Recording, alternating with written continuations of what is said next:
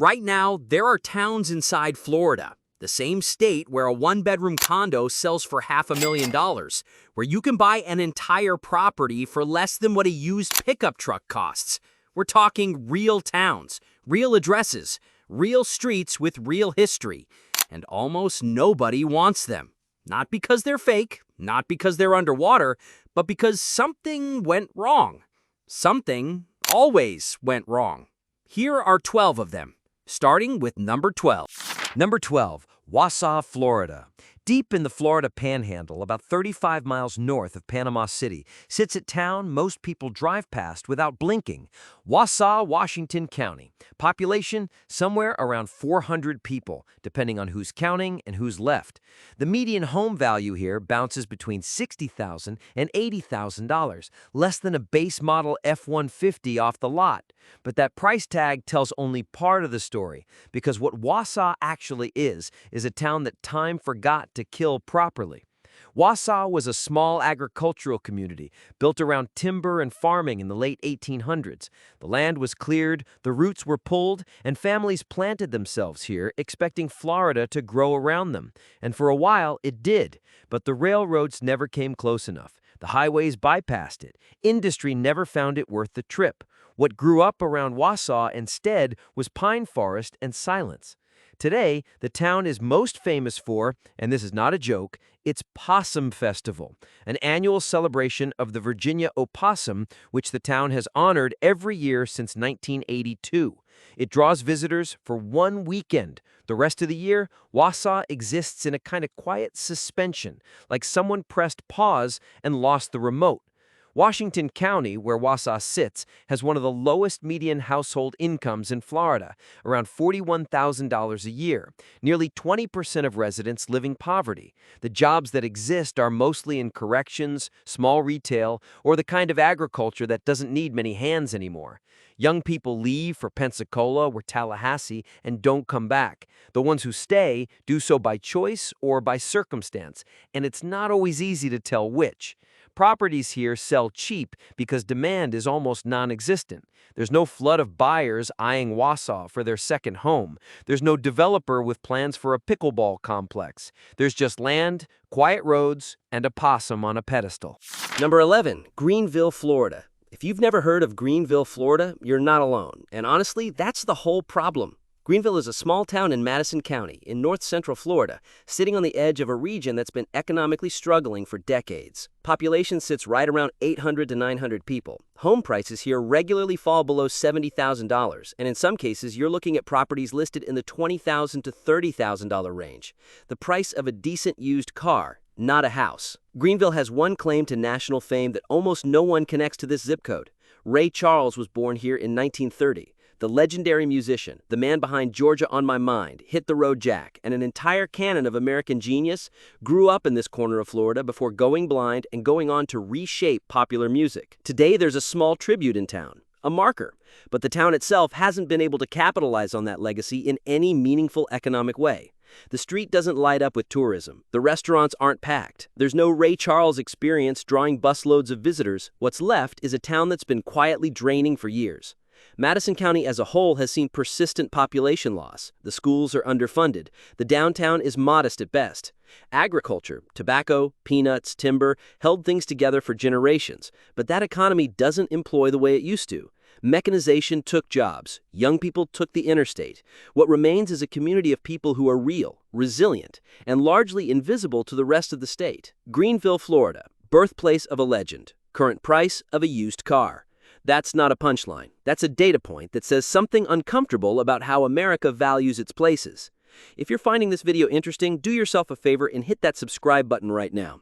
We cover places like this every week. The real Florida, the hidden Florida, the towns nobody talks about. Don't miss the next one.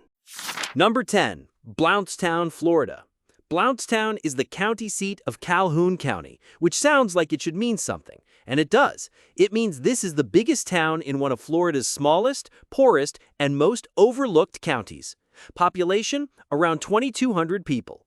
Median household income, roughly $44,000. And Calhoun County itself ranked as the county with the largest population decline percentage in the entire state between 2023 and 2024. A drop of 1.6% in a single year, which doesn't sound like much until you realize this county doesn't have people to spare. Blountstown sits on the Apalachicola River, and once upon a time, that river mattered. Timber floated down it. Commerce moved through it. The town was named after John Blount, a Seminole chief who cooperated with U.S. territorial authorities in the early 1800s, which gives it a history more complicated than most Florida towns want to discuss. After the timber industry collapsed and the river economy dried up, Blountstown became what it is today, a county seat with a courthouse, a Dollar General, a handful of churches, and not much pulling people in.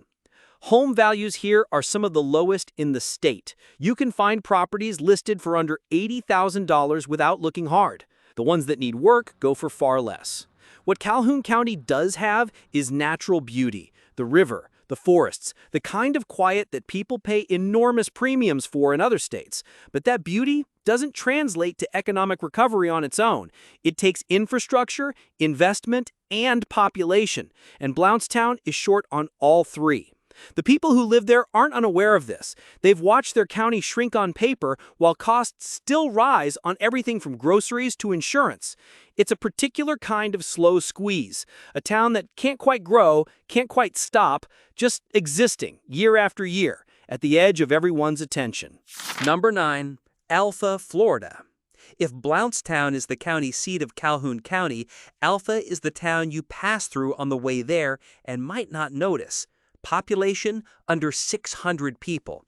It sits in the flat, pine-heavy interior of the Florida Panhandle, where the land is cheap and the options are limited. Altha was once a small agricultural community with enough activity to justify a post office, a school, a few businesses. Today, the post office survives, the school is still there, the businesses are mostly gone. Home prices in Altha are difficult to track precisely because not many homes sell. When they do, the numbers are startling, not because they're high, but because they're so low.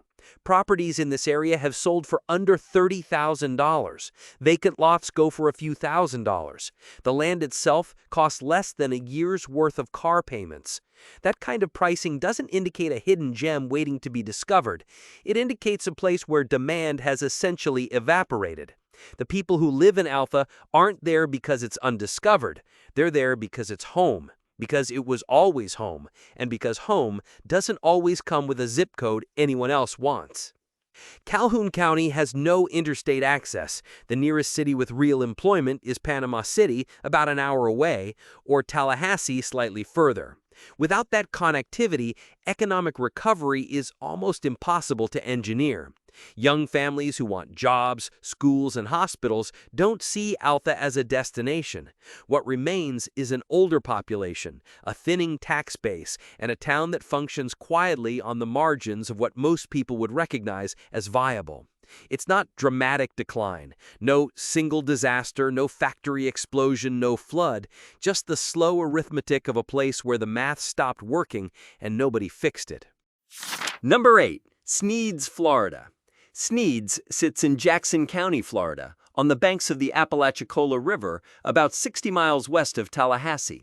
Population around 1,800 people. It's a small river town with a long history. It was settled in the 1800s, built around agriculture and river trade, and for a period had enough going on to feel like a real community. That period ended some time ago. Today, Sneads is best known to bass fishermen who come for Lake Seminole, which sits right on the Georgia border nearby. Other than fishing tourism, the economic case for Sneads is thin. Jackson County has struggled economically for years. Median household income sits around $42,000, and poverty rates run above 20% in parts of the county. Home values in Sneads are consistently low. Under $100,000 is the norm, and in many cases you're looking at properties well below that. The downtown, if you can call it that, is modest. There's a Dollar General, a few local businesses, a post office, and the kind of infrastructure that keeps a small town technically operational without making it feel alive. The river is beautiful. The fishing is genuinely good. But natural amenity alone doesn't pay property taxes or keep young people from heading to Pensacola.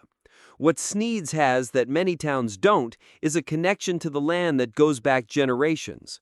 The families who've been here for 100 years aren't interested in selling that history cheap. But the market doesn't care about history. The market cares about demand, and demand in Sneads is limited to a narrow band of buyers: retirees, fishermen, people looking for quiet, people who can't afford anywhere else. None of those buyers are pushing prices up. They're finding deals, quietly, in a town that the rest of Florida doesn't know exists. Number 7. Carrabelle, Florida. Carrabelle calls itself a drinking town with a fishing problem, and that slogan might be the most honest piece of marketing in the state of Florida. Located in Franklin County on the Gulf Coast, Carrabelle sits on what locals call the Forgotten Coast, a stretch of undeveloped, largely pristine coastline between Apalachicola and the St. Marks area. Population, around 2,700 people. It's a real town, with real charm, and it has managed to stay real precisely because nothing has come along to ruin it yet.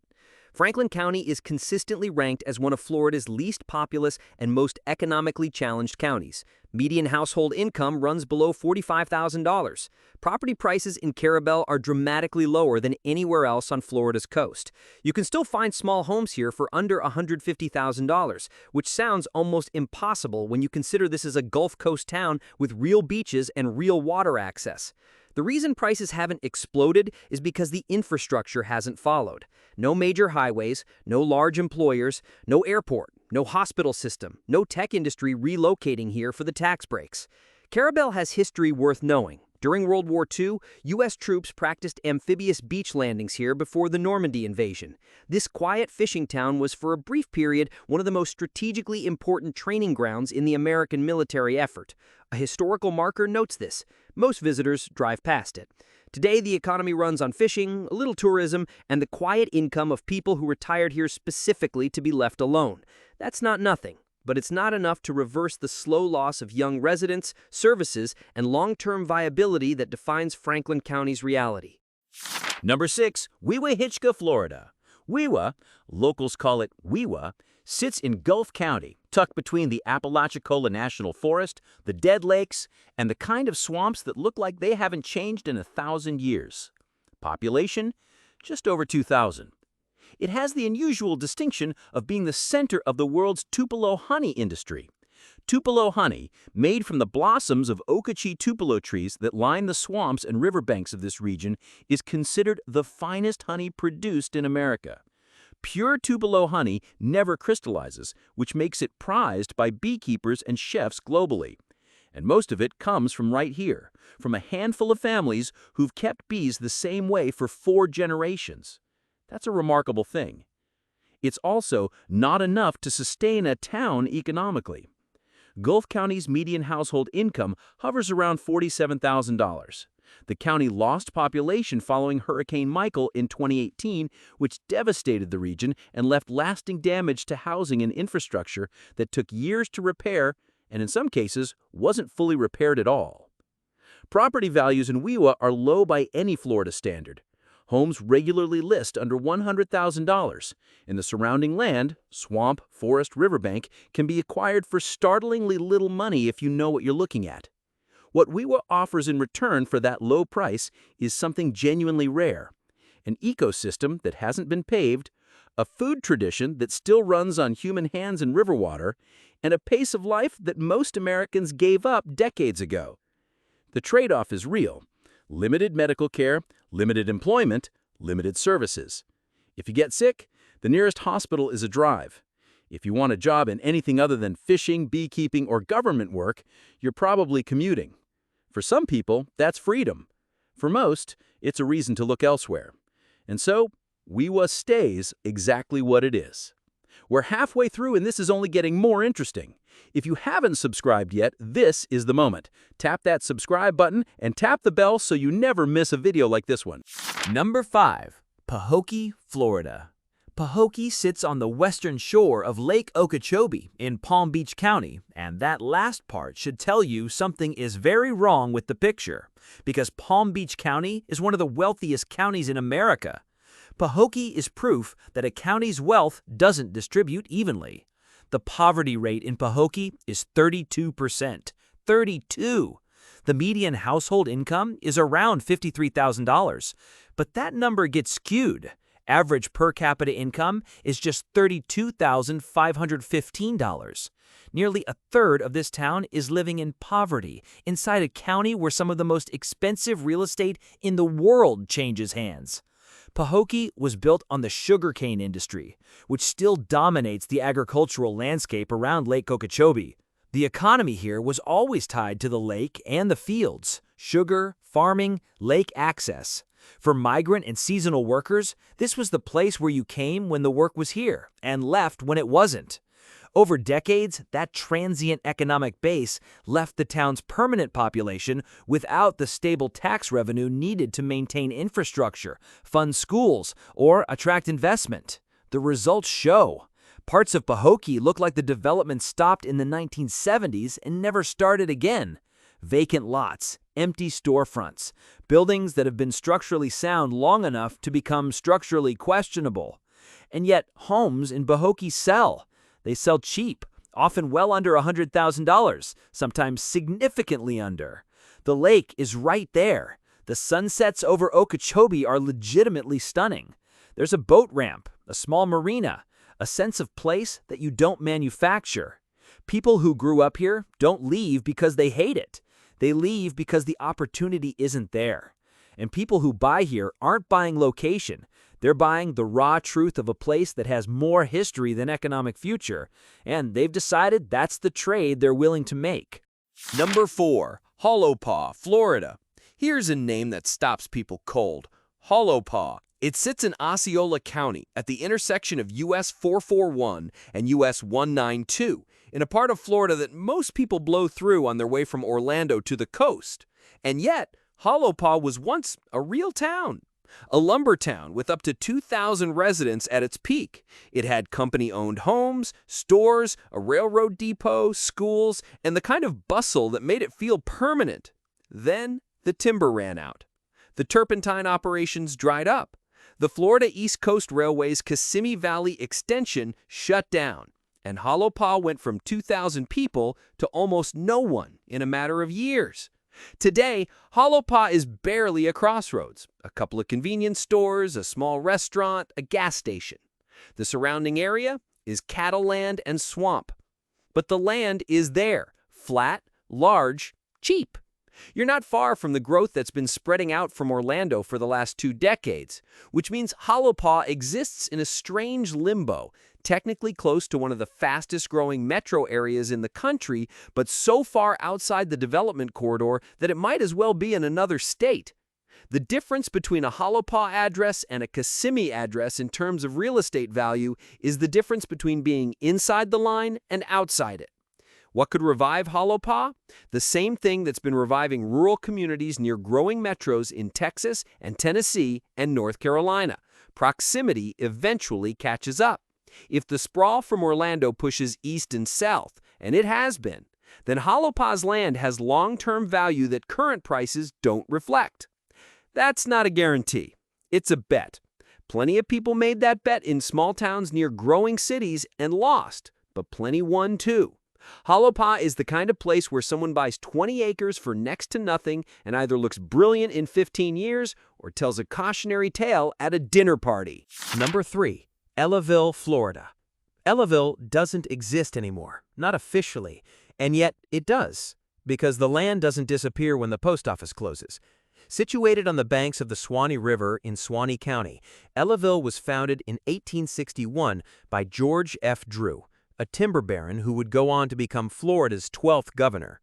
At its height, it had the largest sawmill in Florida, a thriving mill town population, houses, schools, churches, and a legitimate claim to being one of the most important industrial sites in the state. Then Drew sold his company. Then came a series of natural disasters. Then the Great Depression. The post office closed in 1942.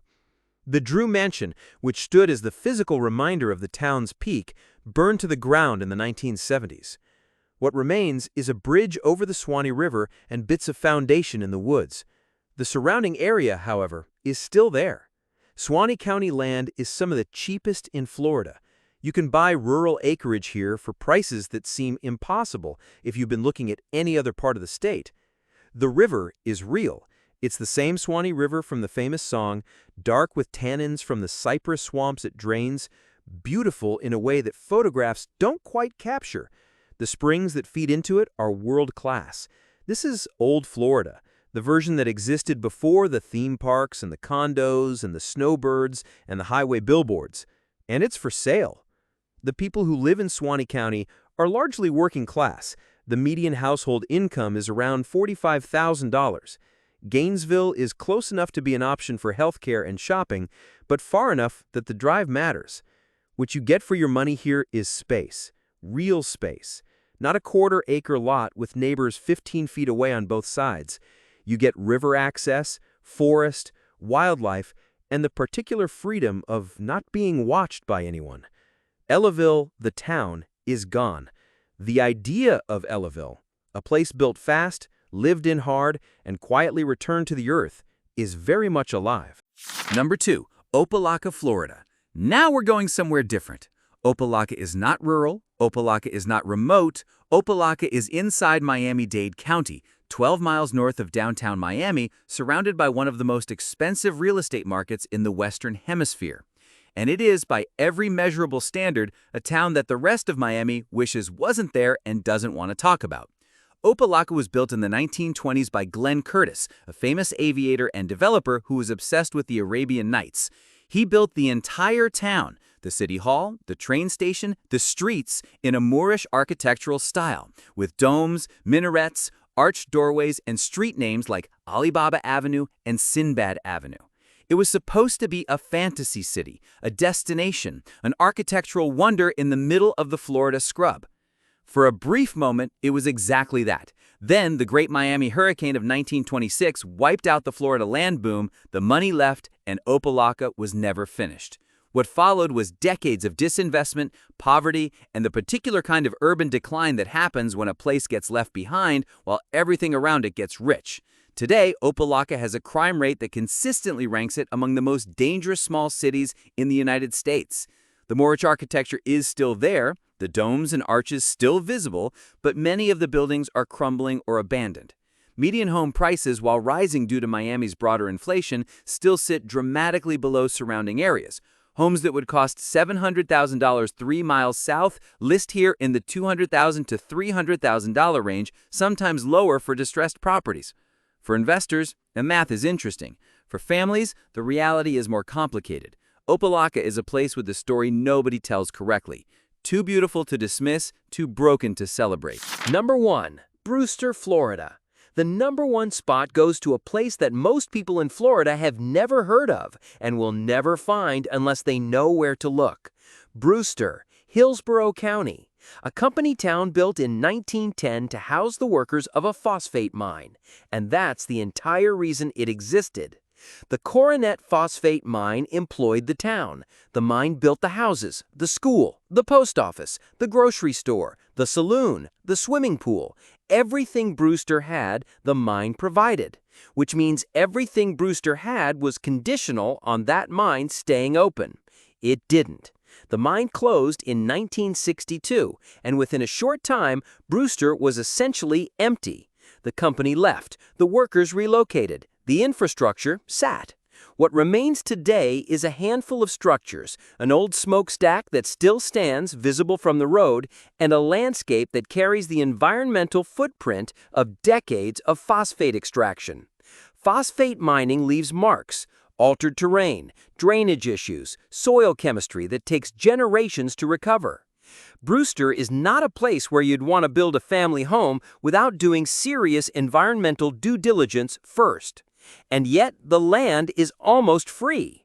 Surrounding areas in Hillsborough County have been absorbed by the Tampa metropolitan growth, which has pushed property values aggressively over the past decade. But Brewster sits just outside the edge of that expansion, a reminder that not every piece of land gets saved by proximity to a growing city. Some places carry too much history, too much contamination, too many questions for buyers to answer before they can see the upside. Brewster is a town that was born to serve a corporation, died when that corporation left, and has been sitting in the Florida heat for 60-plus years waiting for someone to figure out what to do with it. Nobody has yet. These 12 towns tell a story that the Florida Tourism Board doesn't advertise. The Sunshine State is not one thing. It is beaches and swamps, theme parks and ghost towns, billion-dollar condos and properties that cost less than a pickup truck. The difference between a town that thrives and a town that disappears is rarely about the land itself. It's about jobs and infrastructure and the particular direction history decided to push. Every single place on this list was real once, built by real people with real expectations that things would work out. Some of those expectations were met. Most weren't. The question isn't whether you'd ever move to one of these towns. The question is what their existence tells you about the places you take for granted, about what holds a community together, and what happens when those things are removed, one by one, until only the land and the silence remain. Florida has plenty of both. If this video made you think, made you curious, or just showed you a Florida you didn't know existed, then do 3 things. Subscribe so you never miss a video like this. Drop a comment below and tell me which town surprised you most. I read every single one. And share this with someone who thinks they know Florida, because they don't. Not really. We'll see you in the next one.